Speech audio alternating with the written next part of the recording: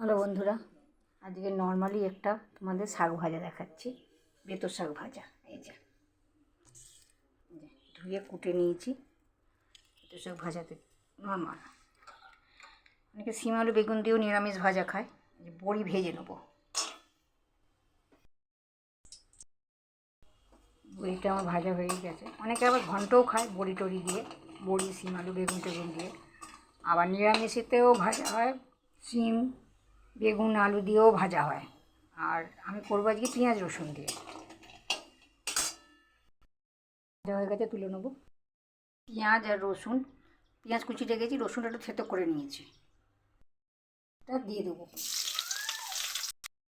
দিয়ে দেবো, তোমরা যেরকম যেরকম ঝাল খাও সেরকম দেবে। আমরা একটু ঝাল বেশি খাই, এর আগেও বলেছি, তাই বেশি লঙ্কা দিলাম।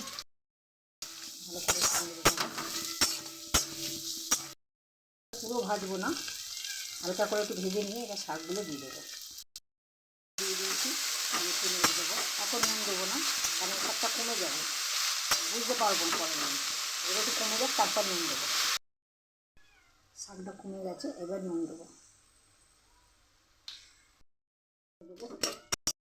নেড়ে দিতে হবে, ভাজা নেবো। কোনো জল আছে, মাঝে মাঝে একটু নেড়ে দেবো। আমার জল শুকিয়ে গেছে, শাক ভাজা হয়ে গেছে। এর মধ্যে বড়িটা দেবো না, বড়িটা আলাদা পাতে নেবো। এটা দিলেই নরম হয়ে যাবে বড়িটা, ওই জন্য বড়িটা পাতে নিয়ে নেবো। তাহলে খেতে কড়মড়ে লাগবে। যে কোনো শাক ভাজার সঙ্গে বড়ি ভাজা খাবে ভালো লাগবে, শাকের মধ্যে নয়, আলাদাভাবে। তাহলে আমার শাক ভাজা কমপ্লিট হয়ে গেল। ভিডিওটা কেমন লাগলো জানিও কমেন্টে। আর আমার চ্যানেলটা ভালো লাগবে সাবস্ক্রাইব করো। হরে কৃষ্ণ।